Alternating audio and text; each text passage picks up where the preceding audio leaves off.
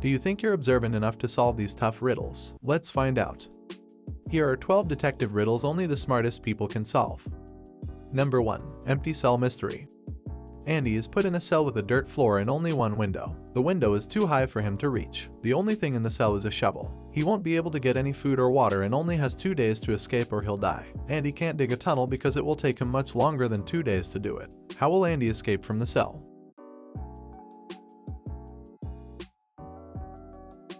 Answer. Andy has to use the shovel to create a pile of dirt under the window so he can climb up onto it and escape from the cell. Number 2. Poisonous drinks.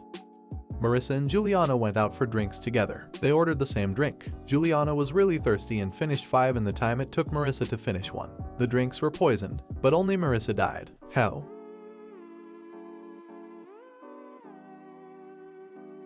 Answer. The poison was in the ice. Since Marissa's ice had time to melt, she was poisoned but Juliana wasn't. Number 3. Suicide or not.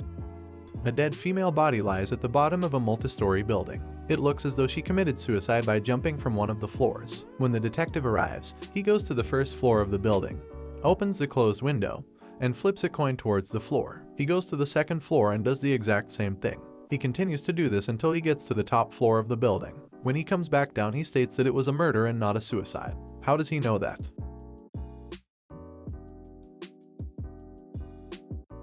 Answer. She couldn't have jumped from any of the floors because when the detective went to each floor, all of the windows were closed. Number 4. Love at a funeral. A girl is at the funeral of her mother. She meets a nice guy that she didn't know who also was at the funeral and they hit it off. She was busy at the funeral and didn't have time to ask him for his number before he left. She tried really hard to track him down, but no one knew who he was or how to contact him. A few days later, her sister dies and the police suspect it to be a murder. Who killed her sister?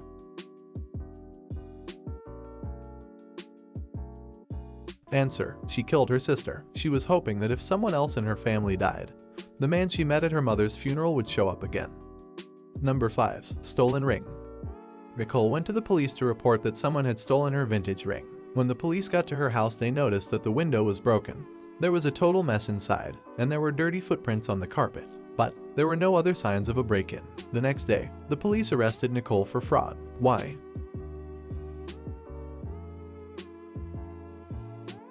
Answer. As soon as the police got to the crime scene, they knew that Nicole has most likely staged the break-in. The glass from the broken window was all outside of the house, meaning that it had been broken from the inside. Number 6. Thief at sea. A Japanese ship was leaving the port and on its way to open sea. The captain went to go oil some parts of the ship and took his ring off so it wouldn't get damaged. He left it on the table next to his bunk. When he returned, it was missing. He had suspected 3 crew members could be guilty and asked them what they had been doing for the 10 minutes that he had been gone. The cook said, "I was in the kitchen preparing tonight's dinner." The engineer said, "I was working in the engine room making sure everything was running smoothly." The seaman said, "I was on the mast correcting the flag because someone had attached it upside down by mistake." The captain immediately knew who it was. How?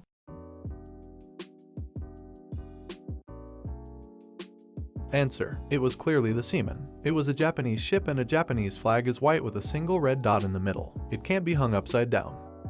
Number 7. Murder at school. On the first day of school, someone murdered a history teacher. There were 4 people at the school that the police suspected had done it. The landscaper, a math teacher, a basketball coach, and the principal. These were their alibis. The landscaper said he was outside mowing the lawn. The math teacher said he was giving a mid-year test. The basketball coach said he was running practice drills with his players. The principal said she was in her office. After giving their alibis, the police arrested the killer immediately. Who killed the history teacher and how did the police know?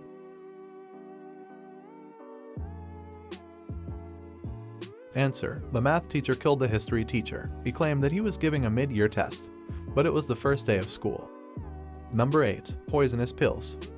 A serial killer kidnapped 5 different people and sat them down each with 2 pills in their hand and a glass of water. He told them each to take 1 pill but warned them that one was poisonous and the other was harmless. Whichever pill the victim didn't take, the serial killer would take. Every victim somehow chose the poisonous pill and died. How did the serial killer get them all to take the poisonous pill?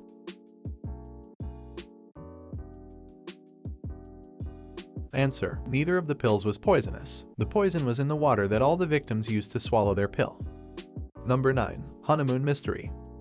A couple went to Hawaii for their honeymoon. Unfortunately, The husband returned home alone because his wife had died in a horrible boating accident. The police contacted the travel agent he booked the trip with and arrested him for murdering his wife. How did they know he did it?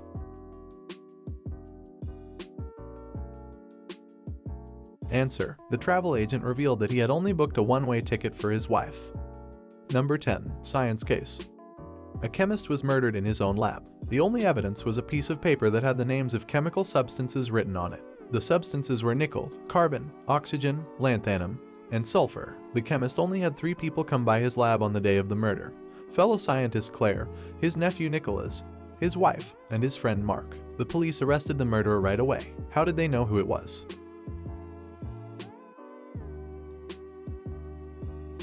Answer: there was a very obvious clue on the piece of paper. If you combine the abbreviations of the chemical substances on the paper, you'll get a name.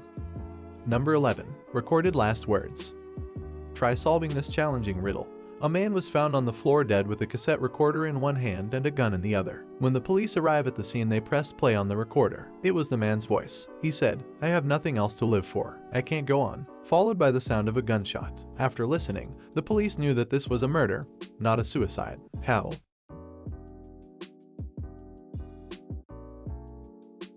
Answer: if the dead man had killed himself, he wouldn't have been able to press the reverse button on the cassette recorder. Number 12. Guilty in court.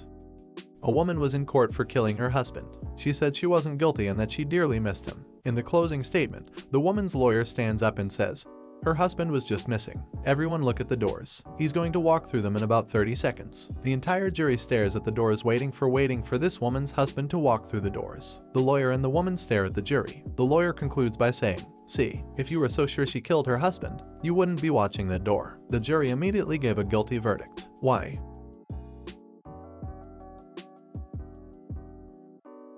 Answer: the woman was watching the jury and not the doors because she knew that her husband wouldn't walk through them because she had killed him. If she has really missed him like she said, she would have been watching the doors.